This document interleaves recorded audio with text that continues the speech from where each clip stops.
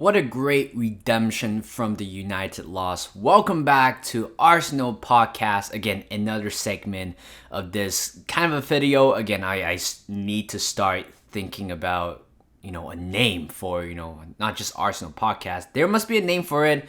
I felt like I want to have a unique name for my Arsenal Podcast. If any of the listener out there, if you guys have any suggestion, please let me know in the comment section below. I'll definitely take consideration of that. But oh my god, this game has a lot to talk about, 100% for sure. I don't know how long this podcast is going to be. Might be less than 30, might be more than 30, because there are so many takeaways from today's game. Again, it happens, of course, the game played 4 a.m. in Vancouver time, Pacific time. And the game didn't end until 5:45, 6 o'clock, and I stay up all night just to watch this. Very rewarding, 100% for sure. There were a lot of doubts, prior to going to this game. I was checking Twitter, knowing that Martin Odegaard wasn't in the squad this morning, which is very, very troubling and a little bit surprised. It seems like we have this type of, it's like a domino effect. I don't want to call it domino effect, but it seems to be everybody, at least one player picked up some sort of injury, every week. You have Zinchenko a few days ago. He's going to be out for two weeks because of his calf. Smith Rowe 2 weeks ago, pulled his groin. Apparently, it's not like an old injury. Apparently, it's growth related. So I don't know what was that exactly entail. I don't know what does that mean. I don't know, is it because he's still growing, as a person, or still hitting, still growing the height in terms of the height. I'm not sure, is it because of related of that or something else, but I assume it's the former. And Martin Odegaard picked up an injury today, and considerably he is the captain for the club, and he has been pretty much in form for the past few games, providing quite a lot of assists, important passes, chances created. At the same time, his contribution to assists and also goals. We're certainly going to miss that, and of course, when we all know that he's going to be out, Fabio Vieira is the first person that came into my mind. Of course, he had a pretty good game against FC Zurich in the Europa League more than a week ago. Plus, Arsenal hasn't played any competitive football for a little bit over a week. I don't know how they're going to adapt to that little bit of a break in the middle. I'm not sure if they're going to lose some sharpness in certain areas. Or I don't know how they exactly feel about it, because, again, there were a lot of speculation where the PSV game is going to be is in doubt because there's not a lot of Metro Police going on in London area. And of course, I was thinking about, why not just switch the fixtures, going to PSV home ground and play. But of course, it's it's a very tough choice, and at the same time it's very hard to orchestrate the whole event or the whole game in general. And of course, that game has been postponed, but thankfully, this game, it's still somehow managed to pull through. I know we're going to play against Brentwood. Again, a very good team. You got to give all the all the prompts to Thomas Frank. Great manager. Just the fact that within 2 years since they got promoted, they have been probably one of the most threatening side, or at least the stadium. It's every time when you go to the home game, there is a possibility where you might lose, because Brentford is really, really good, especially Ivan Toney. Within 2 years after getting promoted, the team getting promoted, they finally they have a player who called up to the England squad, and going into the England squad, it's a very tough thing to do. Even Ben White wasn't even part of it. I don't know why Connor Cody is there. I don't even know why Harry Maguire was there. Considering I'm a Canadian, I should be rooting for Canada. But the fact that I've been watching Premier League for the past 20 years of my life. I have to go for it. I have to support England for sure. That's why I still care about, who they call up, who they don't, what concerns me, what do not concern me. But Ivan Toney, it's another play that, that we're going to address a little bit. Of course, there was a bit of a banter last season, Arsenal losing to Brentford 2-0 to start the campaign. Again, arguably, we don't have the full strength squad. When you compare the first starting 11 from the last time we visit their home ground and to today's game, drastically improved. And the fact that there's so many personnel changes shows that how ambitious our club owner is, and just the club in general. Like Arteta, again, I still trust him. We might not always necessarily get a very good result from him, but you can actually see something. We lost 2-0 last time at a home ground. Ivan Toney talked about nice kicks with the boys, and turns out that meme or that tweet became a motivation for Arteta and also for the team as well. That's how Arsenal beat them 2-0. But the fact that today it's going to be, oh God, going to Brentford again, knowing the fact that they beat United 4-0 and they beat Leeds United 6-2. That's a very threatening team for sure. When you go into another team's home ground like Brentford, knowing the past record with number of goals they scoring past 4 against United, I'm sure a lot of Arsenal fans out there are definitely worried about this game. Yeah, I mean there's so many things to be worried about going to this game. Again, going back to Brentford Stadium again, not to humiliate ourselves once again, and the fact that injuries worries us in a lot of times, and plus everybody don't talk about this quite often. It's the curse, because remember last time Arsenal or Arteta got a Manager of the Month award. Boom, next 3 games losing to Crystal Palace, Brighton, and also Southampton. And I was like, oh God, apparently it's a curse. Before we have a captain curse. Right now seems to be fixed. Not 100% sure, but we have to see how Odegaard, worked out with the team and how his season goes. And of course we have another curse, Manager of the Month for Arteta. And he was kind of joking about it. He was like, oh yeah, I'm gonna send it back. And I was like, oh God, okay. Going to this game, Brentford, boom, losing to United in the last Premier League game. Yeah, we beat FC Zurich, but it's another environment. It's another different type of vibe when you go into today's game. But thankfully, we play very, very well football. I think in general, if you are asking me, okay, if somebody didn't watch the game, and I had to explain it to them, which player that stood out the most has to be Thomas Partey. I'm sorry. I mean, there's so many candidates out there that you can arguably say Ben White did a very good job. I think he did a fantastic job. Xhaka, giving the armband today, replacing Odegaard, phenomenal. Jesus, again, phenomenal as well. Saliba, Gabriel, the whole backline looks fine to me. But there's one person that we all need to talk about. It's Thomas Partey. Fantastic player. We solely miss this guy 100% for sure. The fact that Sam came in, did a job, could have done a better job to be honest. But I know Sambi is still growing as a player, and he's still very young. And of course, he is the next in line to replace Partey in the next few years. Partey approaching in his 30s very soon, I think.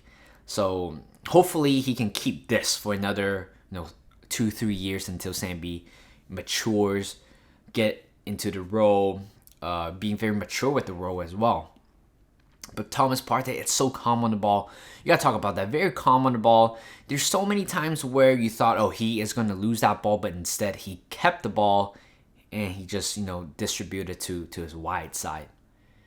That's how good Thomas Partey is. So calm on the ball. Everybody just pass it to him. He will find a solution for you no matter what.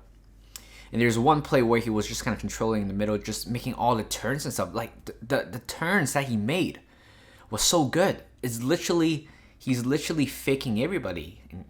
The cameraman, the fans, the players, the opposition players as well. There's one where, of course, he got taken out from the back, but that play was important because even though he made a turn, the opposition player didn't get any of the ball. I mean, imagine if he somehow got out of there without getting tackled to the ground, then Arsenal was through again. And of course, Partey definitely for me, man of the match. Yeah, arguably no assist, no goal. So what? The fact that he was so influential defensively and also offensively, and just controlling the game in general shows how great of a player he is. But we need to keep him fit. That's a problem that we have because Partey only showed up 58% of the. He only started 58% of the Premier League games after he signed for Arsenal. That is not a very good stat because he barely missed any games for Atletico Madrid. I saw the stats the other day. He only missed 2-3 games, something like that in one season. But so far he missed 2 games already, right? 2-3 games, very concerning, right? So we just have to. And then he is representing Ghana for this coming international break. Hopefully he is going to be fine. Hopefully he doesn't play much at the same time. Fingers crossed. Hopefully he is not going to get injured. And of course, right now, let's dive into certain moments of the game from the first minute, from the kickoff to the end of it. Started off really well, controlling the game. The first chance we had was coming from pretty much Xhaka. Very good play, 1-2 play. Xhaka to Martinelli. Actually, I think it was Tierney to Martinelli or Partey to Martinelli to Xhaka. I felt like in that moment, if we have a much more attacking-minded player, he would have shot. For example, Tielemans would have probably gone. But Xhaka, again, very, very unselfish as a player and as a captain as well. How good he is. He recovers the majority of the ball that he lost. Not he lost, but 50-50 ball, he always get there. That's the thing. If one of our teammates lose possession to the ball, he'll be right there within 5 minutes. Get the ball back. Get the car moving. That's how good he is today. First chance, of course. Going back to Martinelli, I'm pretty sure Martinelli wasn't quite expected that pass to be that quick. Of course, not a very good first touch and not a very good attempt in the end. But that was about it until we scored the first goal coming from set pieces 17 minutes in, right? Corner kick from Saka to the front post where Saliba was. Took a little bit of touch, the top of the head, and just it flew, went straight to the back of the goal, hit inside of the post, bounces in right across the line for sure. David Raya punched the ball away, but everybody knows in that moment Arsenal scored again. It's such we were scoring another goal from set pieces. Nico Jova has to be given a little bit more credit than that. Give him a pay raise for that. Honestly, he has been fantastic for the club as a set pieces coach. When you look at Leicester City, who conceded two set pieces goal, and you compare to Jova, two different coaches, right? Okay, yeah, arguably we have a much better defense than Leicester City, but the fact that how fluid it is in terms of how the movement off the ball when we receive a set piece or corner kick is just so flawless. When you look at it, they when Saliba scores that one, he was the first one who jumped up. But then even if he missed that, we have Gabriel behind, we have Jesus behind, we have Partey behind as well, and Xhaka behind as well. So imagine if the ball just kind of lands in one of them, we would have been through. But the fact that scoring such a nice goal like that, it's so rewarding. 100%. Okay, scoring the first goal, boom, yeah, 1-0. But the referee blew the whistle. Yeah, it crosses the line, but and then he went back to the whistle again. I was like, oh my god, are they gonna check the VAR again? This is the problem with VAR because you can never actually quite celebrating a goal. And later on, 30 minutes, 28 minutes, something like that. Again, another great play. It's the fact that how the build up that we had. Okay, the first chance that we had, the Martinelli chance. At least we have a minute and a half or a minute of possession of the ball before we created that attack. And then later on with Gabriel Jesus' goal, again, we made so many passes until we find the end product. Xhaka, very clever, got the ball right outside the box. He doesn't quite have the room, doesn't have quite of a position to take a shot. But the first thing in mind he has was probably lob it through to Gabriel Jesus, and it's just perfect. Pinpoint. That's a pinpoint cross right there. You gotta give more credits to Xhaka. It's literally right behind the defender, and of course Gabriel Jesus. It's well onside. Again, I had a feel where he might be offside in that position, but again, this is what the majority of the football fans are right now. It's you can't 100% quite celebrating a goal until you gotta make sure that no flag is up, no VAR is involved. But this kind of a VAR topic will go on in another episode, but definitely not for this podcast again. And then boom, Gabriel Jesus knocks this one in. Raya got a touch of it, but good pass, good header, and we are heading into halftime. Again, looking very, very good.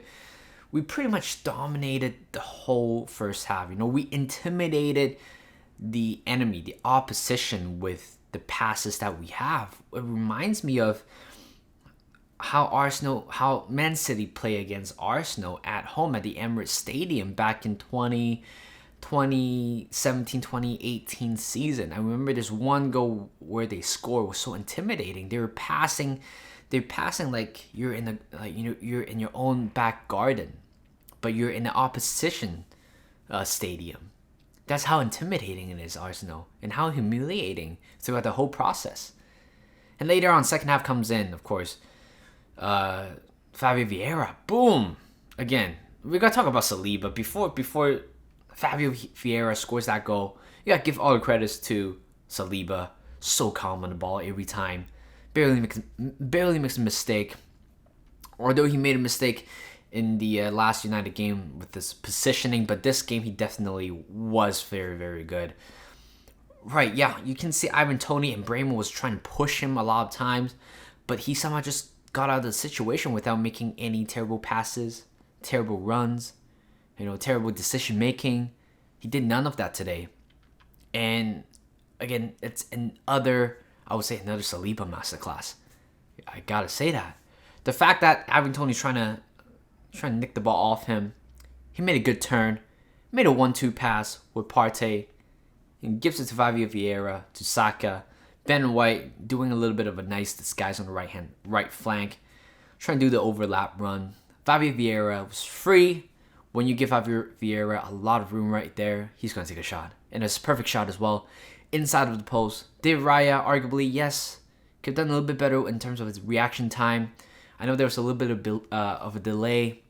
But honestly, it's a very good goal. And this is another good talking point that I want to bring it up. Is because it's that we need to take more shots in that situation, create more chances. This is when I know, of course, what are the possibility of you shooting from 25, 20, 30 yards out? Very slim, but at least you are creating something. Maybe David Raya saved that one. Somebody's in the box and converts that one in. But Fabio Vieira, he is again. I want to talk about the first half of what he was doing compared to Odegaard. You can see he's quite passive on the ball, 100%. He's not like as commanding as Odegaard. There were a lot of times where Fabio Vieira doesn't seem like want to be part of the build up. Maybe just a little bit of a simple touch, but he doesn't like draw into like the deeper line of Brentford defense. You guys can probably see that 100% for sure, because that's exactly how I see it. It's the fact that in the first half he was drifting on the right hand side, doesn't quite always quite commanding with the ball. So that's why Partey kind of shift to that side as well. So we have 4 outfield players on the right-hand side. Ben White, Saka, Partey, and also Fabio Vieira, who's constantly occupying the space on the right-hand side. But Fabio Vieira is the only person who barely makes any touch. And even though he makes any touch, it's going to be like a very simple pass or switches across. But after he got the ball right there, and a lot of times Odegaard will be looking for a pass, right? I mean, the moment before Vieira shot. A lot of moments where Odegaard will be looking for that cheeky little Hollywood passes, maybe to Ben White, who was overlapping, or to Saka to play another diagonal pass to the left-hand side. But you know what? Fabio Vieira took his chance. And that's why Arteta signed him, is because he, decision-making is very, very nice. The last game he played against Zurich, the first goal that we scored, it's very, very good. Perfectly weighted pass to Nketiah for an assist as well. But in this time, Fabio Vieira have at least 2-3 seconds. But in professional footballers, when you're in that area, 2 or 3 seconds, within that 2 or 3 seconds, nobody get close to you, you definitely decide to go for a shot. And that's exactly what Fabio Vieira did. Not much power behind the ball. You can see it's just a very simple strike. The ball dips to the right hand side a little bit, hits inside the post, and 3-0. Boom. And that's pretty much game over, because Brentford only have one shot on target, or just one shot in general. I think one shot, or I think maybe one shot on target in this game. Apparently, this is their least shooting chances or attempt on goal since they got promoted, which means our backline has been doing something right. And of course, there are a few times where they were doing a long throw. Brentford was doing a long throw, and I was like, oh God, here we go. Stoke City again. I went through that trauma when I was 8, when I was 9. I remember it was Delft. Was it Delft? I think Delft, right? Dallop. Something like that. I think Dallop. Just when you have an aging Sol Campbell, you have Gallus, you have Fabianski at the back, Elmuni at the back. Boom. We always make so many mistakes, but this time it's completely different. Everybody was so brave on the ball. I remember last time where we don't quite deal with the first ball very often, but in today's game, first ball, we always got the ball, clear it out. That's about it. And boom, 3. Okay, by the way, 3-0. Brentford barely have any chances since then. Maybe a few times, but we were still trying to score more. Gabriel Jesus have a couple chances. The yellow card that he got was I don't know about that, because right now he's potentially one yellow card away from being suspended, and which is quite troubling, because with the schedule that we have, it's certainly going to be worrying. We have Spurs, but he's gonna play aside any injury issues. He's gonna play against Spurs, but hopefully he's not gonna pick up a yellow, because the next game we're playing against Liverpool, and Liverpool seems to get their groove back a little bit. So hopefully Gabriel Jesus are not going to not gonna get booked in the next few games. I hope. So, well, I mean, he is gonna. I feel like eventually he might gonna get suspended. There's no way, but we still have Nketiah on the bench, so at least that is something good that happened. And boom, towards the end of the game, I was like 3-0. Nothing seems to be going on for Brentford. They don't seem like they are trying to make a comeback at that point. And I was like, prior to today's game, you have Lino Sosa, you have Matt Smith, you have Ethan Ranieri. Oh my God, 15-year-old. When I was 15-year-old, I was still doing IGCSE. I was still in high school, right? He got a chance today. He had the last, 3-4 minutes to play in the Premier League, even though he didn't make any touches. I think he made a block, and that's about it. But the fact that he was 15-year-old, apparently he was very, very good. I haven't seen any of the the highlights that he had for U18 or for U21, but I heard he was really, really good. And this is, again, a historical day for him, 100%, and for the Premier League as well. He is the youngest person to play in the Premier League, 15-year-old and 181 days. How many of you guys can say that? Oh, I play in the Premier League when I'm 15. I play in a professional sport when I'm 15. You don't say that very often. The fact that he is playing in one of the biggest leagues in the world, biggest sport in the world. He's 15-year-old. And I was like, oh my God, like when I look back, I'm 23. That was, 7 years ago. What am I doing, right?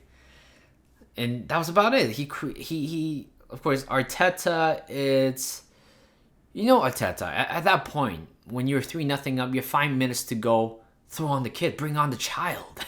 Somebody on Twitter said it like that, bring on the child. Doesn't sound right, but it's true. Just bring on the kid, have a little bit of experience. That's what we always want to do, right? Like, even when you play FIFA, or even when you play Football Manager, when you have a very young person, when you have a young lad on the bench and you're winning by quite a lot, the game seems to be set a long time ago. You would turn into one of the young players and say, hey, take off your warm kit. You're gonna have a goal for the last 5 minutes. You know how amazing that feeling is. And it's the fact that he, of course, the pastime Queen Elizabeth, which means Monday, which means tomorrow, they're gonna have a they don't have school or anything like that. It was a holiday, which means on Tuesday when he goes back to school, he said, "Hey, Ethan, what have you been doing this weekend?" Nothing much. Just a little bit about the playing the Premier League for the last 5 minutes for Arsenal. Wow, wow. People are definitely gonna look up to him, 100% for sure. But at the same time, when you put, like Lino Sosa, Matt Smith, Ranieri,